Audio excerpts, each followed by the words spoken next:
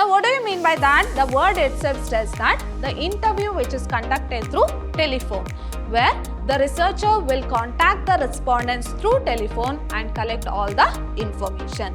If the information to be collected is very limited and the respondents is far away from the researcher, then he goes for telephone interview. It is not economical method to hold telephone interview at all time and in all situation.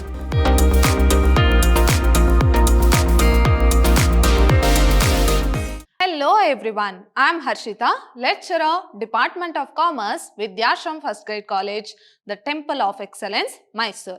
My dear students, today we are in the third session of Unit 3 of the subject Business Research Method, and the Unit 3 is all about data collection. So let us quickly recall what we have discussed in a previous session. So in a previous session, we were discussing about various sources of collecting the data. So it may be primary data or secondary data, and first we are going to discuss about primary data here.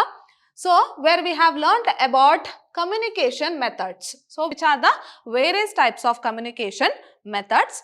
Under that, first we have learnt about personal interview method. So under primary sources of data, we are having two methods. One is observation method, other one is communication method. So this will be the second type, that is communication method, where we have learnt about personal interview method. So under personal interview method, we have studied about structured direct interview, unstructured and direct interview, structured and indirect interview, unstructured and indirect interview. So these are the four types of communication methods. So in today's session, we shall continue with one more method to collect the primary data. So which is that method? That is telephone interview. So first we have learnt about personal interview under communication method. So the second type is telephone interview. So if you are getting confused, go to the first session, so where I have given a chart, and now I am going to segregate everything and explaining each and every concept. So if you are getting confused, you can go to my first session on third unit, that is data collection, where I had shown you a chart where you can clearly understand which are the points that comes under which type of methods. So here, these sessions I am going to explain each and every concept in detail. So your second method is all about telephone interview. Now what do you mean by that? The word itself says that the interview which is conducted through telephone, where the researcher will contact the respondents through telephone and collect all the information. Let us see why this method is useful, what are the advantages, what are the disadvantages of this type of interview. So this is basically a direct interview. Both the researcher or the interviewer and the respondents communicate with each other through telephone. That is, without meeting physically, they are going to communicate with the respondents. Here the researcher is going to communicate with the respondents through telephone.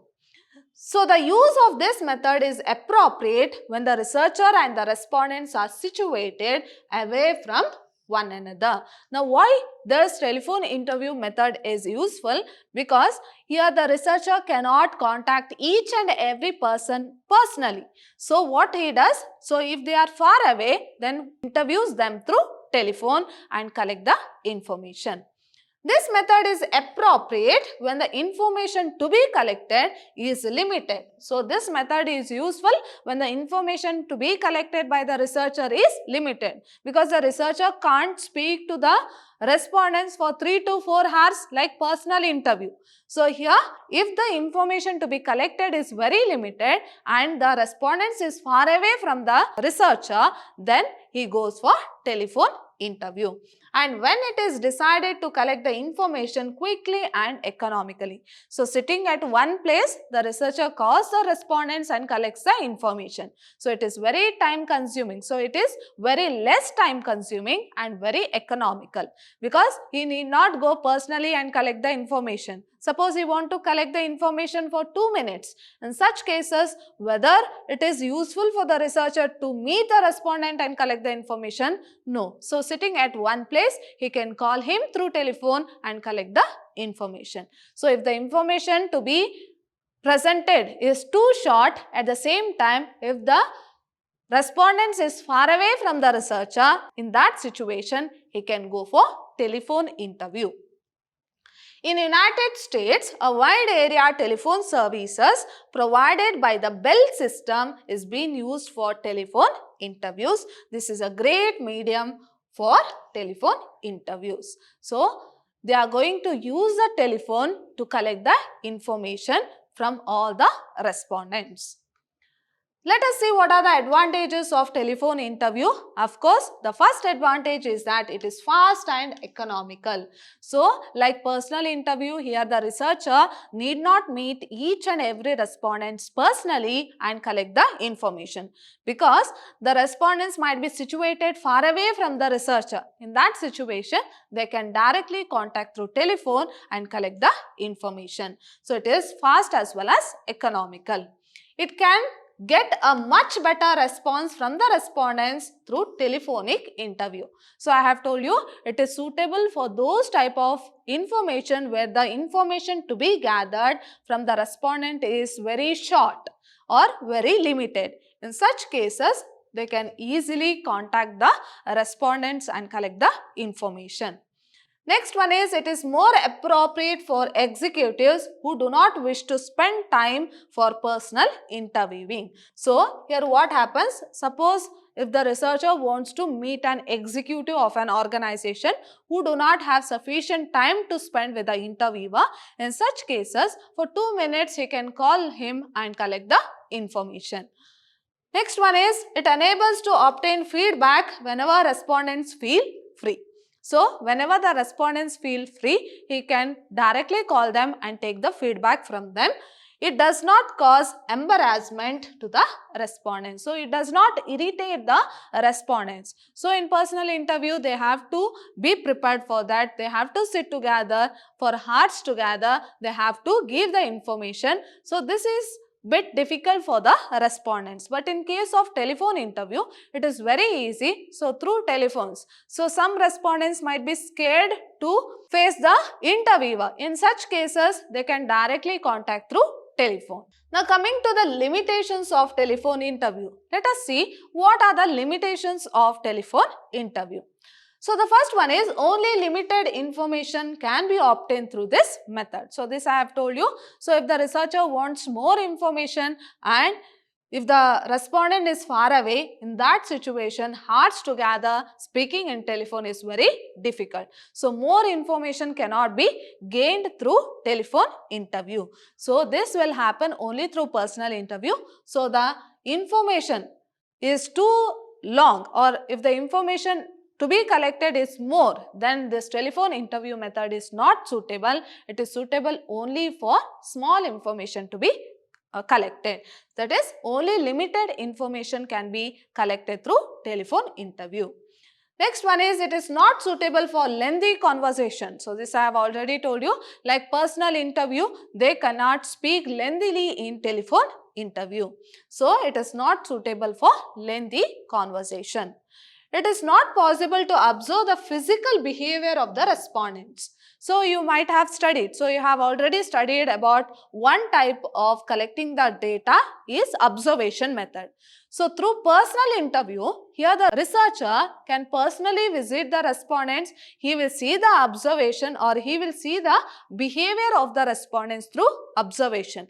At the same time, he will collect the data also. But in case of telephone interview, it is highly impossible because that person cannot be seen here. So, here the researcher cannot see the attitude and behavior of the respondents. So, here the behavioral aspect cannot be observed by the researcher. Next one is, many respondents have their own interest, ambitious and behaviors. Therefore, telephonic interview fails to obtain a good feedback from all the respondents. So, each and every person will have their own attitudes, own behavior. In that situation, through telephone, it is highly difficult to get the feedback for the researcher. So, these are the few limitations of telephone interview. So, going to the next one. Telephone interviews are not controllable. Telephone lines satellite broadcasting, etc. may affect the interview process. So suppose you watch your online classes, suppose there is no internet pack, then it is very difficult to watch your online classes. In the same way, through telephone interview, suppose there is any problem, so it may be satellite broadcasting or problem in the telephone lines. In such situation, it is very difficult to get the answer from the respondents. So this is also one of the drawback. But in case of personal interview, this will not happen because personally they are going to meet each other and they are going to share the information. Next one is, it is not economical method to hold telephone interview at all time and in all situation. So in your advantage, we have told that it is economical because instead of traveling for kilometers, so they can sit at home and make a call and collect the information. But it is not always suitable. So rarely you can use this method. So you have to see the expenses. Instead of personally meeting the respondents, telephone would be the better option.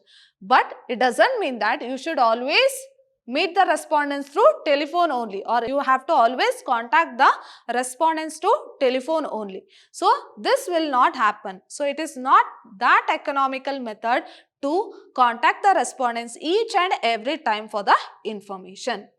So for an Indian environment and to the mindset of the respondent, telephone interview is not suitable. So those who are using the telephone, so they can interview or they can give the interview through telephone. But there are certain persons like they are not able to use that or they don't know how to interview in the telephone. In such situation, it will not be suitable. So under this communication method, your first method was personal interview, which we had already discussed in a previous session. Second method was telephone interview and the third method is mail interview. So let us see how the information will be shared through mail.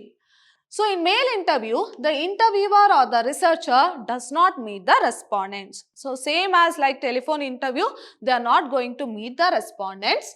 Instead, targeted respondents are contacted by the means of questionnaires. So how they are going to ask the information from the respondents? Through questionnaires. So let us see how they are going to send the questionnaire.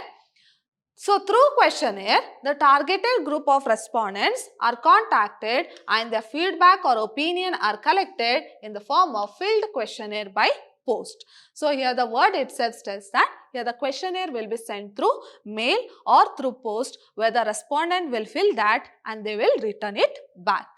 In this method, the interviewer submits a self-addressed, sufficiently stamped letter to the targeted respondents by post. So here what the researcher will do, researcher will write the address, it will be stamped properly and that questionnaire will be sent to the respondents through post, and the respondents receive the questionnaire through mail, fill them and submit the researcher by post. So he will receive that, he will fill all the questionnaires and it will be returned to the researcher. Let us see what are the advantages of mail interview here. It is more economical. So this method is more economical. It does not require men to meet the respondents to collect the feedback. Like personal interview, same as your telephone interview also, they need not meet the person face to face. Its scope is very wide. This means it is difficult to meet the respondents who are spread widely. This method eliminates such problem. So if the respondents are situated all over the country or all over the world, in such situation, this method is very easy because they can send the questionnaire through mail and the response can be collected. There will be sufficient time for the respondents to answer the question. So under this method, so it's not like telephone interview or personal interview where they have to answer immediately. So they can receive the mail and they have the sufficient time to answer those questions. The respondents provide their feedback without any embarrassment. So here, since they have sufficient time and there is no expenses involved in this, so it will not irritate the respondents. So these are the few advantages of mail interview. And the next one is, this method makes easy to meet certain classes of respondents who are always busy and who may not be available publicly. So, who are not available publicly, at the same time who are always busy, for such respondents, mails will be sent and they will answer the questions through mail. Next one is the interviewer's personal bias is not allowed to enter here. So, what happens? The interviewer's information or the interviewer's personal bias is not allowed to answer or enter here. The cost of each questionnaire is relatively lower. So, when compared to any other type of method, so here the questionnaire cost is relatively low under mail. It is possible to elect confidential as well as emotional information from this method. So, personal information can also be obtained through mail interview, because through personal interview the respondents may hesitate to answer. In the same way in telephone also they may hesitate to answer, but in case of mail they can give their personal information also. Now coming to the limitations, let us see few of the limitations here. Sometimes questionnaire may not reach the target respondent due to delayed post. So this will happen. Same like your telephone interview. Suppose there is a problem in the telephone lines, then you can't connect the respondent. Here also in the same way, so if there is any delay in the post, then what happens? The questionnaire will not reach the respondent in time. Wrong address. So, due to wrong address also it will not reach. Change in locality by the respondent or due to the wrong delivery. So, if the address is changed, it will not reach the respondent properly. The respondents may appear indifferent to fill out and send the answer. So, it may be difficult for the respondent. So, they have collected the mail, but it may be difficult for the respondent to answer that. It doesn't mean that each and every respondent will answer that and send back to the researcher. So, there may be a chances that few of the respondents may neglect that and they will not answer. The respondents may cause delay in answering due to personal problems. So, this also happens. So, I have told you it doesn't mean that they have to forcefully fill the questionnaire and return it back to the researcher. So, there may be a chances that some respondents may delay in giving the questionnaire back to the researcher. The respondents may misinterpret or wrongly understand the questions, then answer given by them will also become wrong. So, this will also leads to the mistake in the research report, because some respondents might have understood wrongly. So, in telephone if you have any corrections or if you want any clarification, you can answer back. In the same way in personal interview also, if you have any questions, you can question the interviewer. But in case of this mail interview, so it will be sent through mail or through post, which will be received by the researcher. So whatever which is written in that, he may misunderstand that. So he may wrongly understand that. In that situation, the answer given by the respondent also goes wrong. Next one is the interviewer may not have control over the response and questions. So here there is no control over the response as well as questions by the interviewer, because there is no direct contact either through telephone or through personally. They will not have any contact. So there is no or nothing is in the hands of interviewer. So let us see few more limitations of mail interview here. Complex questions are not answered by the respondents because they require further clarification. Suppose any complex questions or any difficult question is asked by the researcher, so it will not be answered by the respondents because the respondents have not understood it. In that situation, they will leave it blank. So, they can't even clarify that. So, if they want to clarify again, it takes longer time. So, they will not clarify that. In that situation, they will not answer the question. Next one is answer given by the respondents are likely to be nonsense and inadequate. So, there may be a chances that the answers which is given by the respondents may not be correct. So, they might give nonsense answers also. This method is not suitable for the research for which quick decisions have to be made. So, this method is not suitable for the problem where the quick decisions has to be taken because it requires long time, because the mail has to be sent and it has to be received by the respondents and it has to be written back by the respondents. So it is a longer process. So if the researcher wants to get the answer quickly, then this method is not suitable. Then telephone method is the best method to get the quick answers. This is delayed method. Postal holidays and other reasons may cause further problems. So if there is any holidays, that is postal holidays, then the post will not reach the respondents. Of course, there occurs a delay in receiving the questionnaire back. So these are the few limitations of mail interview. Now coming to the fourth one, panel interview. Now what is this panel interview? In this method, an interview is carried on a team which consists of respondents. Now what they are going to do? Here under personal interview, personally they are meeting each other and conducting the interview. In telephone, through telephone, that is there will be only one respondent there. Through mail also there will be one respondent. But in case of panel interview, in this method an interview is carried on a team which consists of respondents. So it is there will be a team. Team members are interviewed on the same topic periodically. So what they are going to do? So there will be a team. It's not a single person. There will be a team and that team will be interviewed often and often. The feedback received from the first meeting is recorded. Suppose there is a team of 3 members. So if they have conducted the first meeting, so after the first meeting, all the results will be recorded. And after a few months, they will conduct the second meeting and they will record all the answers which is given by the respondents.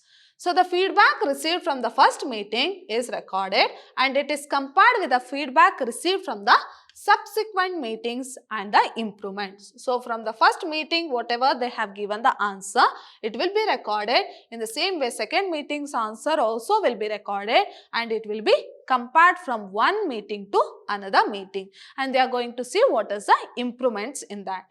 Changes in the behavior are recorded. This method is suitable for obtaining information about the behavior that a team has pursued over a topic. So how their mindset will change from one meeting to another meeting, that they are going to record it carefully. From this, business firms are able to make appropriate improvements in the product features, pricing, promotion and service qualities. So suppose a group of consumers will be taken into consideration and a panel interview has been conducted. So from the first meeting, they will take all the results and after the second meeting, they will take all the results and after the third meeting also, they will take all the results. They will see what are the changes that's going on between the respondents. So how would be their behavior? So what are the changes in their behavior? What are changes in their attitude? So if a product is being introduced, how they are going to take in the first meeting, how they are going to take in the second meeting, and the same way how they are going to take in the third meeting. So everything they are going to compare in the panel interview. So let us see the merits of panel interview here. It helps to know the consumer's preference and attitude.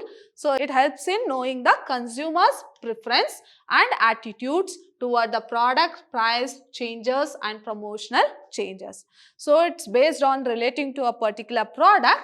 So how they are going to consider product, how they are going to take the price changes. Suppose from first meeting, for the second meeting, the price have been changed. So how they are going to react on that. So everything they are going to record. Next one, it helps to identify the changes happened in the sales volume. So relating to the sales volume. So how the consumers are buying the products. So from the first meeting to second meeting, how whether the sales have increased or decreased. So each and everything they are going to compare. Next one is, it helps to understand the consumer's purchasing behavior when changes are made in the product features. Now, for the first meeting, they have released a normal product. So they have bought a normal product. After that, for the second meeting, they have added some extra features to that product. So how would be the reactions of the respondents from first meeting when there was no extra features, but after the second meeting there was a extra features in the product. So how they are going to react, how the respondents reaction to that change in features. So whether it is a positive or negative. If it is positive, then they are going to improve on that. If it is negative, then they are going to stop on that. So that what's it happens. Next one is it helps to adopt changes in the quality of the products. So quality of the product, packaging, etc. according to the consumer requirements. So this also I have told you. Suppose they have improved their quality. Suppose or else they have made some changes in the packaging. How the respondents will react on that particular change. So that they will mention. It helps to face competition in the market and to retain the identity among the competing brands. So by observing or by taking into consideration these group of panels or these group of consumers or respondents, so they will be able to overcome the competitors. So by adding extra features to a particular product or by changing the size of the product or by changing the design of the product or by changing the design of the packaging style. So by this, how the consumers is going to react. So each and everything they will study on that so that they can get a good result and they can face the competitors. Now coming to the limitations of panel interview, let us see what are the few limitations here. The success depends upon the cooperation of the panel members. Now I have told you, suppose they have taken a group of 30 people. Okay. Now changes have been made in the product. Now all the 30 people have to react on that. So if they don't cooperate to that particular changes, so either it should be positive changes or negative changes. If they don't react at all, then it will be very difficult to decide a particular solution. So what happens? There should be a proper cooperation of the panel members. If there is no cooperation, then it will be very difficult for the researcher. If the panel members are not motivated, the researcher may not be able to obtain the virtual feedback. So if they don't react anything, then the researcher will not get the actual feedback or the virtual feedback. Any decisions on such feedback may lead to the failure of the program. So if the panel members are not reacting on any of the situation, then it is a drawback for the researcher. Next, the second drawback is that it is a little bit difficult to select the panel members. Now, for whom to select? Of course, we know 30 members have to be selected as a panel members. But who are they? So, that is very important. Suppose if 30 members also does not react on that particular situation, then it will be a waste. So, wrong selection of the panel member takes place. In that situation, the researcher has to study in detail for whom to select. Next one is, there are instances such as leaving the panel, not writing the diaries properly, or not watching the media advertisement, etc. may lead to the failure of the interview process. So I have told you there should be a proper cooperation of the panel members. So suppose a new advertisement has been released. Now the panel members have to watch and give feedback about it. So if they don't react, then it will be a failure. In the same way, if they don't write the diaries properly, or if they leave the panel in between, that situation, it is a failure for the interviewer. So in my next session, I am going to discuss about the next topic, that is secondary data and what are the sources of secondary data. So till now, my dear students, we have discussed all the topics relating to primary data. So what do you mean by primary data? The data which is collected for the first time by the researcher is called as primary data. So what are the sources here? The main source of primary data. So the first one is observation method and the next one is communication method. So in communication method, we have discussed about these interviews, that is personal interview, telephone interview, mail interview, panel interview. So everything we have discussed here. So these are the sources of primary data. So in my next session, I am going to discuss about secondary data. Hope you know what is the meaning of secondary data. The data which is not collected for the first time, it is already there. From there, the researcher will take the information. They are termed as secondary data. And let us see what are the sources of secondary data, from where we will get the actual secondary data. So this is the topics what I am going to discuss in a next session. So my dear students, hope you have understood today's session. See you all in my next session with a new topic. Till then, take care. Thank you.